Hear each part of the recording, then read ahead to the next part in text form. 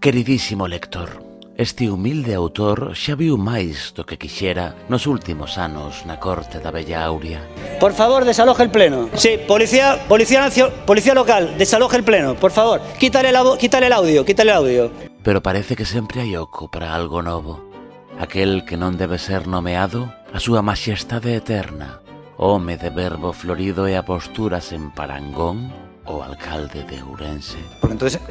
Porque ya sería, bueno, entonces también, si esto fuera así... Enfróntase a unha dura proba, outra máis. Yo nunca traiciono a nadie, a mí me traiciona. Despois de ser elixido diamante da tempada 5 anos consecutivos polo emperador, despois dunha época de paixón e amor indestructible que parecía non ter fin, despois da caída en desgraza do emperador, quen sabe se propiciada polos seus propios fillos e fillas, parece que o noso rei está a piques de perder o favor dos seus máis antigos valedores. Antes acaba de decir Natalia, usted, Aurea Televisión, se financiaba a través del señor Baltar con dinero de la Diputación. No es verdad, se financiaba a través de las facturas que yo cursaba al Partido Popular, a la sede del Partido Popular, que de aquella estaba en el Galle del Progreso. No era a través de la Diputación, era a través del Partido Popular, pagaba el partido. Solo me queda decir alto y claro que la situación del ayuntamiento actual es lamentable y caótica.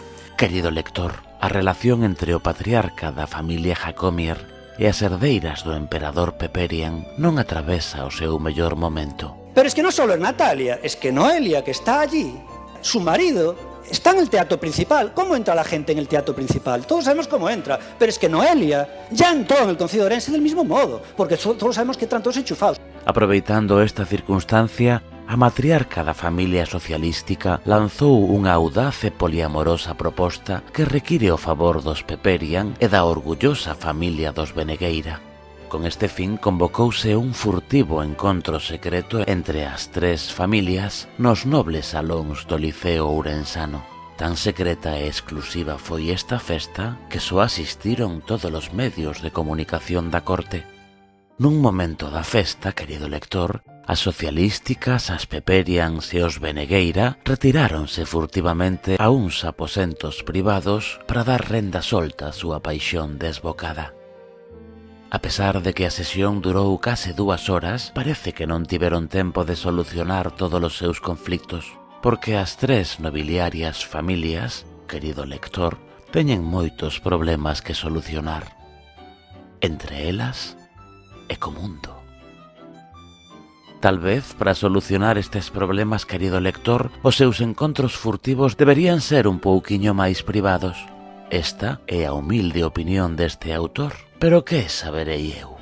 Parece, querido lector, que as socialísticas e os Benegueira, que levan toda a vida entregadas a unha paixón sen medida, obrigadas pola aritmética, resístense feramente a oficializar o seu amor. Aproveitando que o maior dos Benegueira nin confirmaba nin desmentía a súa asistencia ao encontro, as máis novas da familia socialística iniciaron as hostilidades con chanzas de pésimo gusto sobre os Benegueira.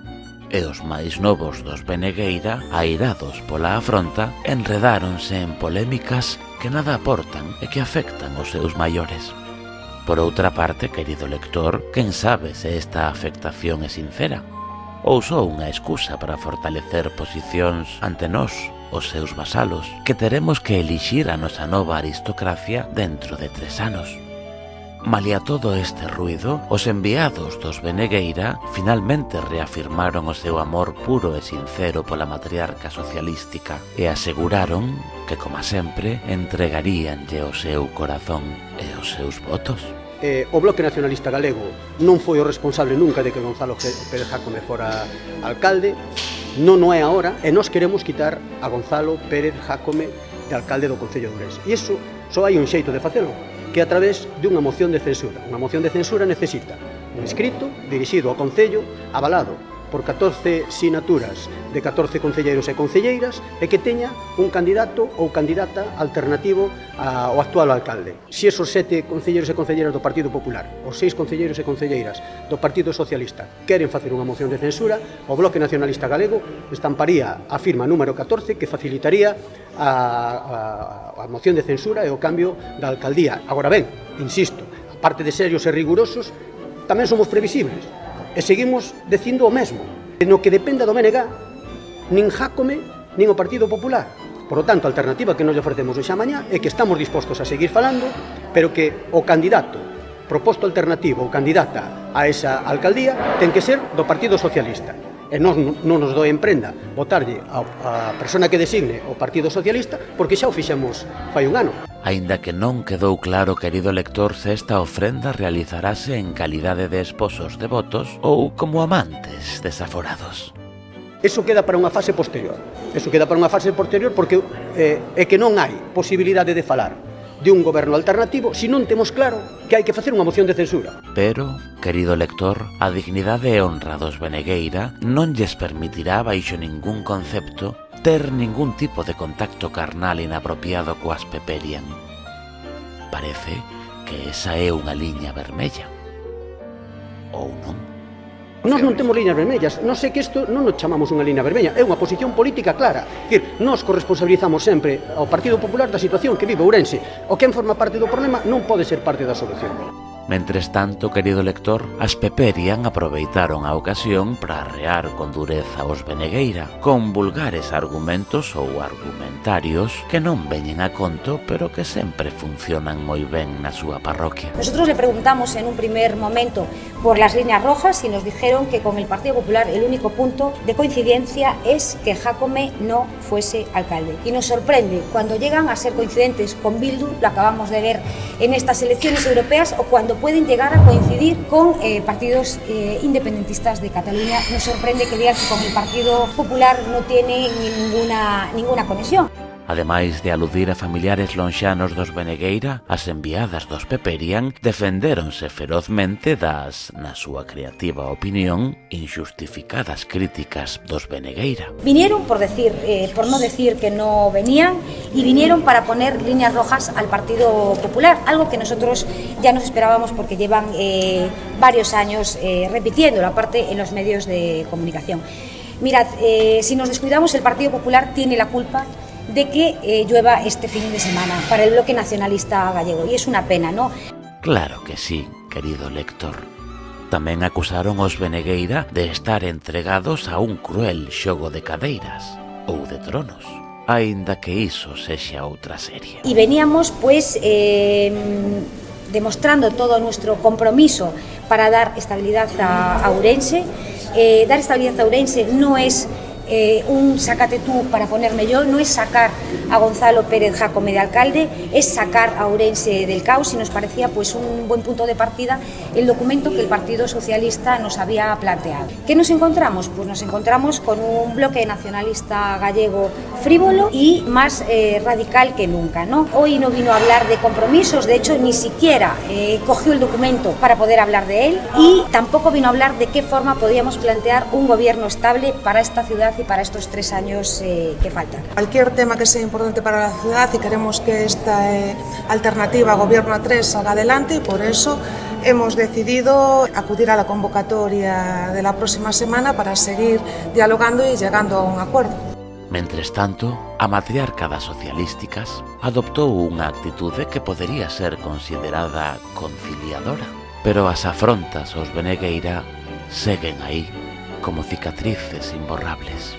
Quero agradecer ás dúas formacións políticas a súa asistencia. Foi unha reunión longa, productiva, e eu penso que demos un paso adiante para que esa alternativa estable de goberno para esta cidade poida materializarse en próximas datas. Agradecendo a súa asistencia a pesar das diferencias que existen entre os dous partidos ou os dous grupos municipais, o importante, como xa dixen tamén na reunión, somos tamén as persoas que integramos as formacións políticas.